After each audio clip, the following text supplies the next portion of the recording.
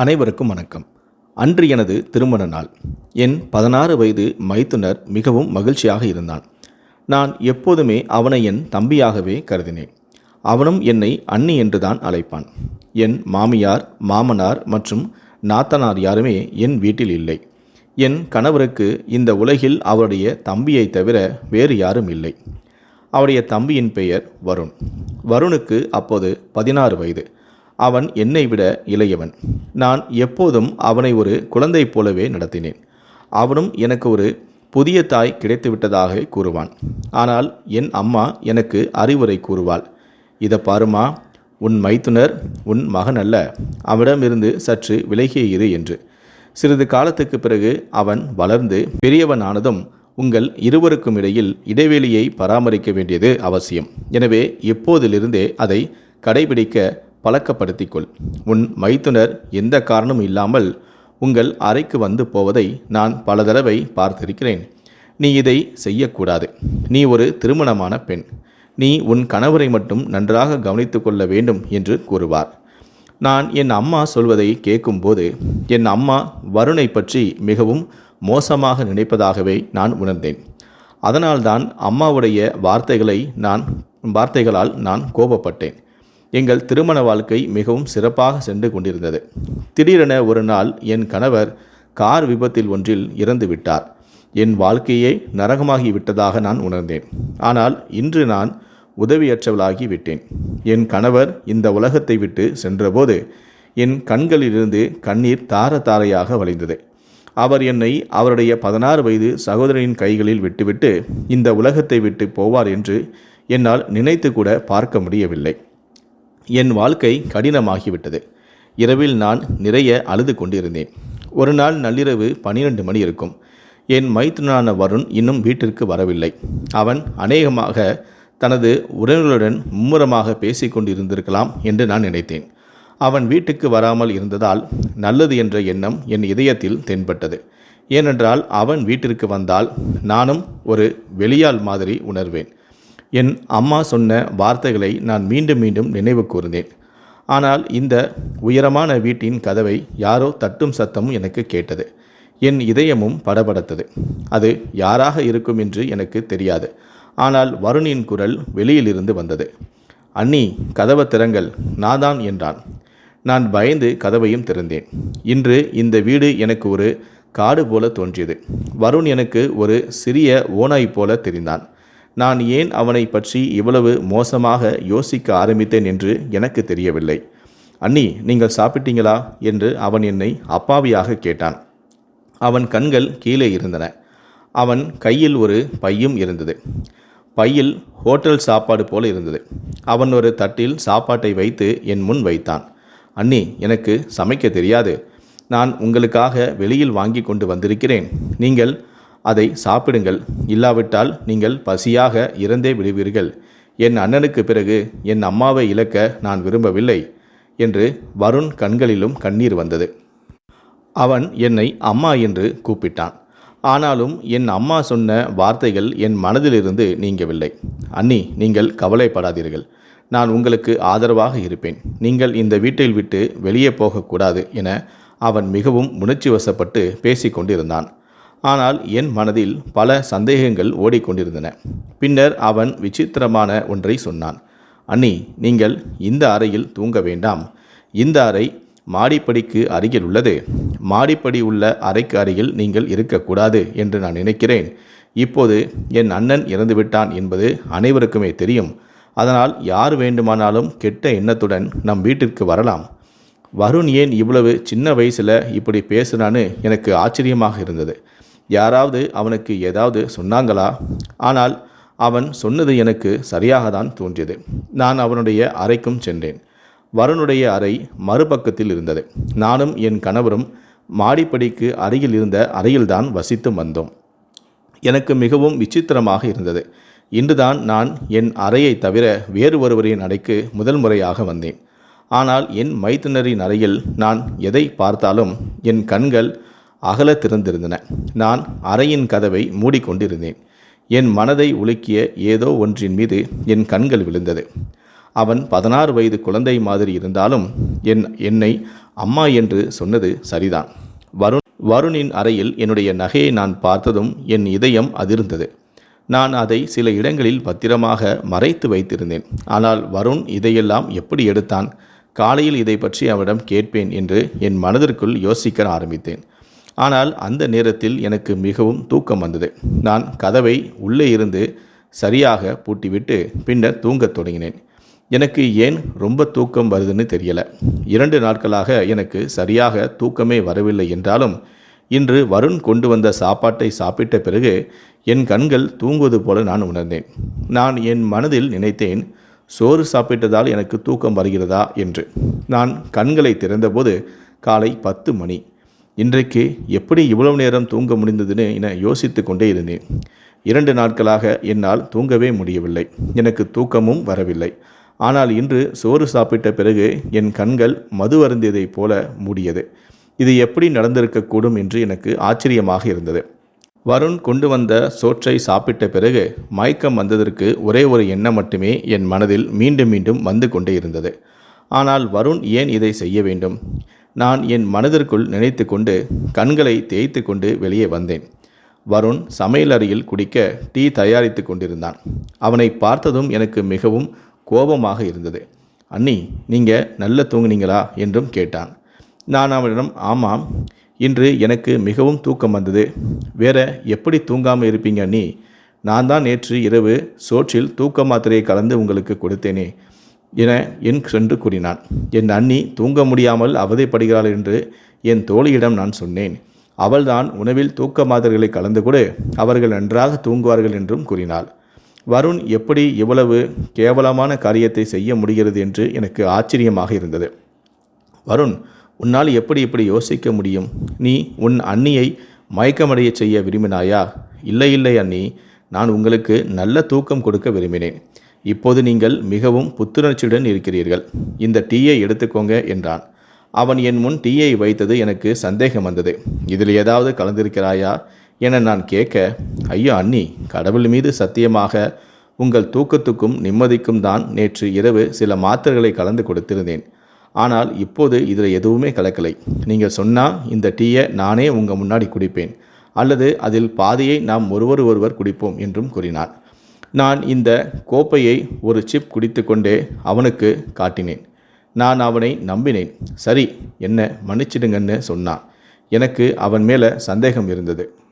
வருணுடைய முகத்தை பார்த்ததும் அவன் அப்பாவி என்று நான் நம்பினேன். ஏனென்றால் அவன் முகத்தில் உண்மையிலேயே நிறைய அப்பாவித்தனமும் கண்ணியமும் இருந்தது. நான் இன்று அவனிடம் எதுவும் கேட்கவில்லை.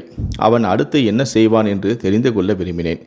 ஏனென்றால் நான் அவனுடைய அறையில் பார்த்த அந்த காரியத்துக்கு எதுவாக இருந்தாலும் அவனுக்கு மன்னிப்பே இல்லை. சிறிது நேரத்திற்கு பிறகு அவனே வாயை திறந்தான். அண்ணி, நான் உங்கள் நகைகளை விற்க விரும்புகிறேன். எனக்கு மிகவும் நெருங்கிய நேர்மையான மாமா ஒருவர் இருக்கிறார். அவர் உங்கள் நகையை விற்று நமக்கு நிறைய பணம் தருவார். அந்த பணத்தில் நாம் ஒரு வீடு வாங்குவோம். இந்த வாடகை வீட்டில் எவ்வளவு காலம்தான் நாம் தங்குவோம்? உரிமையாளர் நாளை மறுநாள் வாடகை வசூலிக்க வருவார். நம்மக்கிட்ட பணம் இல்லை என்றான். வருண் சொன்ன வார்த்தைகளை கேட்டு நான் அதிர்ச்சி அடைந்தேன். நான் இதுவரை இதை பற்றி யோசித்தது கூட இல்லை. பிறகு எப்படி அவனால் இதை பற்றி யோசிக்க முடிகிறது என்று. அது மிகவும் விசித்திரமான விஷயம்தான்.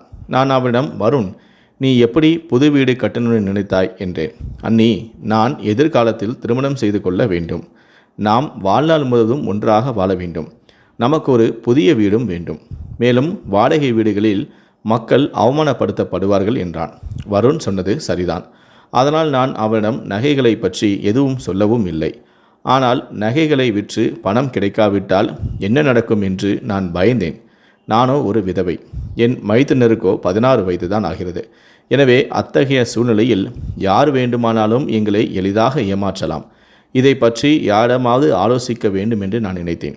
வருண் ஒரு சின்ன பையன். அவன் எப்படி என் அறையின் பூட்டுகளை உடைத்து நகைகளை வெளியே எடுத்தான் என்பது எனக்கு இன்னும் கேள்விக்குறியாகவே இருந்தது. நான் இந்த நகையை பற்றி வருணிடம் கூட சொல்லவில்லை.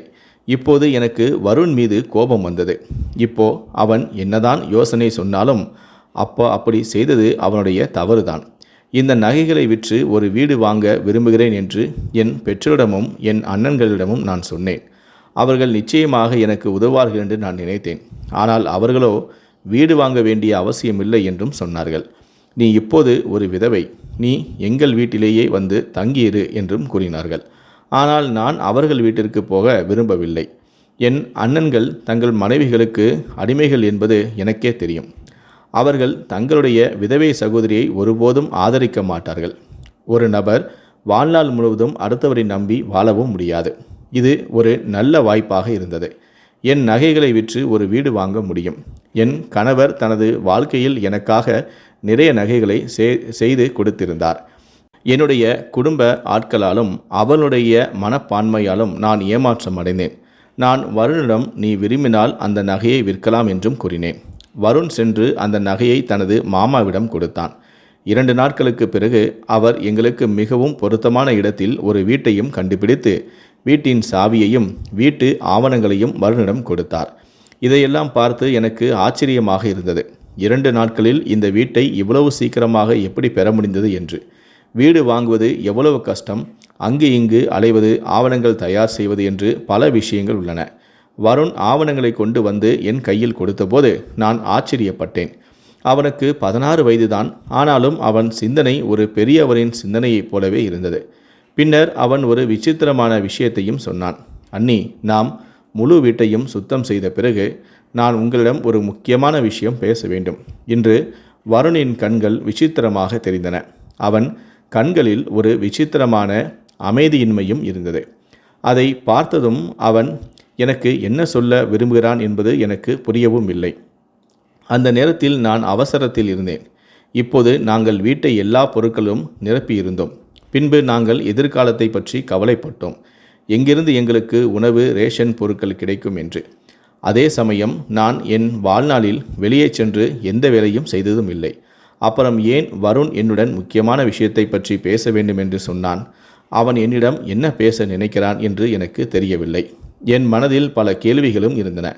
ஆனால் இப்போதைக்கு நான் அமைதியாக இருக்க விரும்பினேன். மாலையில் நான் எல்லா பொருட்களையும் அது இடத்தில் வைத்திருந்தேன். எப்படி இருந்தாலும் எங்கள் பொருட்கள் குறைவாகவே இருந்தன. அனைத்து வேலைகளையுமே முடித்த பிறகு நான் ஒரு நல்ல உணவை சமைத்தேன். நான் வருணுக்காக காத்திருந்தேன். ஏனென்றால் அவன் இந்த வீட்டின் ஒரு பகுதியாக இருந்தான். மேலும் அவன் வெளியே சென்று ஹோட்டல் உணவை சாப்பிடுவதை நான் விரும்பவும் இல்லை. நான் அவனுக்கு நிறைய முயற்சி செய்து உணவும் சமைத்தேன். என் கணவரின் விருப்பப்படி நான் முன்பு சமைத்ததைப் போல நிறைய வகையான உணவுகளை சமைத்த பிறகு நான் அதை மேஜையில் வைத்துவிட்டு வருண் வருவதற்காக காத்திருக்க ஆரம்பித்தேன். ஆனால் இன்று அவன் வீட்டிற்கு வரவே இல்லை. எனக்கு ரொம்ப விசித்திரமாக தோணுச்சு. இந்த நேரத்தில் அவன் வீட்டில் இருந்திருக்க வேண்டுமே. ஆனால் இரவு 10 மணி ஆகிறது. அண்ணன் இறப்பதற்கு முன்பு அவன் மாலை சுமார் 5 மணிக்கு வீட்டிற்கு வந்து விடுவான். அதன் பிறகு அவன் வீட்டை விட்டு வெளியவே செல்ல மாட்டான். நாங்கள் ஐஸ்கிரீம் சாப்பிட வெளியே செல்லும் போதெல்லாம் அவன் நிச்சயமாக எங்களுடன் வருவான். ஆனால் அவன் வீட்டை விட்டு தனியாக வெளியே சென்றது இல்லை. எனக்கு பயமாக இருந்தது. நான் அவனுக்காக காத்திருக்கவும் ஆரம்பித்தேன். இரவு 12 மணி ஆகிவிட்டது. அவன் கதவை தட்டினான். நான் கோபத்துடன் கதவை திறந்து அவனை திட்டினேன். வருண், எங்கே போயிருந்தாய்? உனக்கு வெட்கமாக இல்லையா? நான் உன் விதவை அண்ணி. உனக்காக ரொம்ப நேரமெல்லாம் காத்துக்கிட்டு இருக்க மாட்டேன். சாப்பாடு சமைத்து வைத்துள்ளேன். உன் அண்ணன் போனவுடனேயே நீ உன் விருப்பத்துக்கு நடக்க ஆரம்பிச்சிட்ட. நீ எதற்காக வெளியே போகணும்? உன் ஃப்ரெண்ட்ஸை இங்கே கூப்பிடு. வீட்டிலேயே இதையெல்லாம் நீ செய்யக்கூடாதா என்ன என்றேன். அண்ணி, நான் இதை செய்ய முடியாது. அவனுடைய கண்களை உயர்த்தி என்னை மிகவும் கோபத்துடன் பார்த்தான். நான் பயந்தேன். ஆனால் அவனை ஒரு குழந்தையாக நினைத்து நான் அவனை மிரட்ட முடியுமான்னு என் மனதுக்குள் நான் நினைத்தேன். இந்த எண்ணத்துடன் அவனிடம் பேசி கொண்டிருந்த போது அவன் என்னை நோக்கி கத்தினான். அண்ணி, நிறுத்துங்கள். நான் இனி உங்களுடைய பேச்சை கேட்க விரும்பவில்லை. நீங்கள் சமைத்த உணவும் எனக்கு தேவையில்லை என சொல்லிவிட்டு அவன் தனது அறையை நோக்கி சென்றான். அந்த நேரத்தில் அவன் 40 வயது மனிதனைப் போல நடந்து கொண்டான். அதற்காக நான் மிகவும் வருந்தினேன். அவன் மிகவும் கோபமாக இருந்தான். அதற்கு பின்னால் ஏதோ ஒரு காரணம் இருக்க வேண்டும் என நான் நினைத்து கொண்டு நான் அவனுடைய அறைக்கு சென்று தட்டினேன். அவன் கதவை திறந்து என்னை விசித்திரமான கண்களில் பார்த்தான். நான் உங்களுக்கு ஒரு விஷயம் சொல்லட்டுமா அண்ணி? நீங்கள் வேறொரு திருமணம் பண்ணிக்கங்க, இல்லைனா நீங்கள் உங்களுடைய பெற்றோர் வீட்டுக்கு போயிருங்க என்றான். அவனுடைய வார்த்தைகளை கேட்டதுமே என் கண்கள் விரிந்தன. நான் உன்னை தனியே விட்டுவிட்டு வேறு திருமணம் பண்ணிக்குவேன்னு நீ எப்படி நினைத்தாய்? உன் தாய் பாசம் எங்கே போனது? நீ தினமும் காலையிலும் மாலையிலும் என்னை அம்மா என்று தானே கூப்பிட்டாய். இப்போது என்ன ஆச்சு? உன் மனதை யார் கெடுத்தாங்க? நீ ரொம்ப கேவலமான விஷயத்தை சொல்லிவிட்டாய். அதை பற்றி எப்படி உன்னால் யோசிக்க முடிந்தது? பிறகு எப்படி உன் வாயிலிருந்து அதை சொன்னாய் என்று கோபப்பட்டு பேசிவிட்டு பின்னர் நான் அமைதியாக அங்கிருந்து திரும்பி என் அறைக்கு வந்து அமர்ந்தேன். நான் அறையின் கதவை சரியாக மூடியிருந்தேன். என் இதயம் வேகமாக துடித்து கொண்டிருந்தது. வருண் இப்படி மாறி என்னிடம் பேசுவான் என்று என்னால் நினைத்து கூட பார்க்க முடியவில்லை. நான் எப்போதும் அவனை என் குழந்தையாகவே கருதினேன். எனக்கு இன்னும் குழந்தை பிறக்கவில்லை. ஆனால் அப்போதும் கூட என் கணவர் வருணை பற்றி என்னிடம் அதையே சொன்னார். நீ அவனை எப்போதுமே உன் சொந்த குழந்தையாகவே வளர்க்க வேண்டும் என்று சொன்னார். அவனுக்கு அம்மா இல்லை, அப்பாவும் இல்லை, இப்போது நீதான் அவனுக்கு எல்லாமே என்று. ஆனால் வருணின் இந்த வார்த்தைகளால் நான் மிகவும் வேதனையடைந்தேன். இன்றிலிருந்து நான் வருணுடன் பேசக்கூடாது என்றும் நினைத்திருந்தேன். சட்டப்படி இந்த வீடு என் பெயரில் இருந்தது. நான் இந்த வீட்டில் தனியாக இருக்கவும் முடியும். ஆனால் வருண் மீண்டும் அப்படி ஒரு காரியத்தை சொன்னால் நான் நிச்சயமாக அவனை திட்டுவேன். இந்த வீடு என் கணவரின் பணத்தில் கட்டப்பட்டது, என் பெயரில் இருந்தது. ஆனால் வருணுக்கும் அதில் உரிமை உண்டு. என் மௌனம் இப்போது கோபமாக மாறியது. நான் காலையில் எழுந்தவுடன் வருணின் அறை கதவை சத்தமாக தட்ட ஆரம்பித்தேன். அப்போதுதான் அவனுடைய அறையின் கதவு உள்ளே இருந்து பூட்டப்படவில்லை என்பதை நான் உணர்ந்தேன். நான் வெளியிலிருந்து கதவை திறந்தபோது முன்பக்க அறை காலியாக இருந்தது. அறையில் யாருமே இல்லை. வருண் எங்கே போனான் என நான் யோசிக்க ஆரம்பித்தேன். என் மனது கோபத்தால் பைத்தியமாகி கொண்டிருந்தது. அவன் ரொம்ப சின்ன பையன். அவனுக்கு 16 வயசு தான் ஆகிறது. ஆனால் அவன் செயல்களை பாருங்க. என் கணவர் இறந்து 3 மாதம்தான் ஆகிறது. அந்த 3 மாதத்தில் வருண் மிகவும் மாறிவிட்டான்.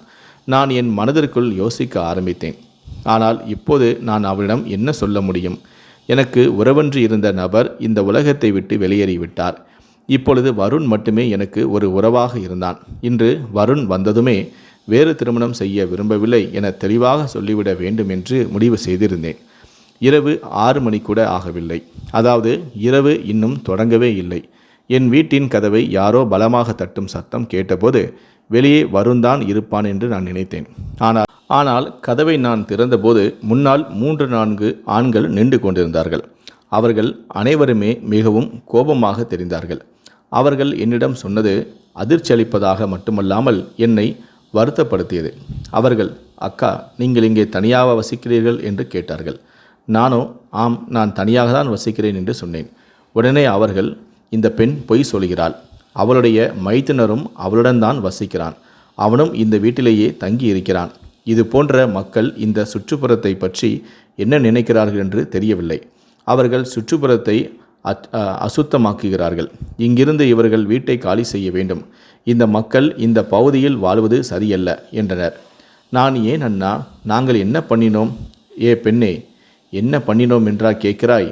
இந்த வீட்டில் நீயும் உன்னுடைய 16 வயது மைத்தினரும் தனியாக வசிக்கிறீங்க. உன் கணவரோ இறந்துவிட்டார் என்பது எங்களுக்கு தெரியும். இப்போது நீ விதவையாகிவிட்டாய். உன் பெற்றோர் வீட்டிற்கு செல். நீ இங்கே வாழ விரும்பினால் கண்ணியமாக வாழு. எங்கள் சகோதரிகளும் மகள்களும் இங்கேதான் வசிக்கிறார்கள். இந்த பகுதியில் இது போன்றவர்களை நாங்கள் பொறுத்து கொள்ள முடியாது. எனக்கு இந்த ஆண்கள் மீது ரொம்ப கோபம் வந்தது. ஆனால் இவங்களோட சண்டை போட நான் விரும்பவில்லை. நான் அவர்கள் முகத்துக்கு நேராகவே வீட்டின் கதவை மூடினேன். என் கண்களில் இருந்து கண்ணீர் வழிய ஆரம்பித்தது. நான் என் பொருட்களை பேக் செய்ய ஆரம்பித்தேன். இங்கு வாழ்வது எனக்கு கடினமாகிவிட்டது. நான் ஒரு குற்றவாளி போல இந்த சமூகம் எங்களை பார்ப்பதை என்னால் தாங்கிக் கொள்ள முடியவில்லை. எனக்கு அப்பொழுது வருண் தான் ஞாபகம் வந்தது. இதற்காக தான் அவன் நேற்று என்னுடைய மறுமணத்தை பற்றி பேசியிருப்பானோ என எனக்கு தோன்றியது. ஏன் இந்த சமூகம் ஆண் பெண் உறவை கேவலமாக பார்க்கிறது? இந்த உலகம் ஒரு தனிமையான பெண்ணை விழுங்குகிறது என்பது உண்மைதான். கடவுள் அனைவருடைய கண்ணியத்தையும் பாதுகாக்கட்டும். இந்த வீடியோவை பற்றிய உங்களுடைய கருத்துக்கள் என்ன அப்படிங்கிறத கீழே இருக்கக்கூடிய கமெண்ட் செக்ஷனில் மறக்காமல் சொல்லுங்கள். முடிந்தளவுக்கு இந்த வீடியோவை மற்றவங்களுக்கும் ஷேர் பண்ணுங்கள். மேலும் இது போன்ற பல வீடியோக்களை பார்க்கணும் அப்படின்னு வச்சிங்கன்னா மறக்காமல் சப்ஸ்கிரைப் பண்ணுங்கள். கூடவே அந்த பெல் சிம்பளையும் மறக்காமல் கிளிக் பண்ணுங்கள். நன்றி, வணக்கம்.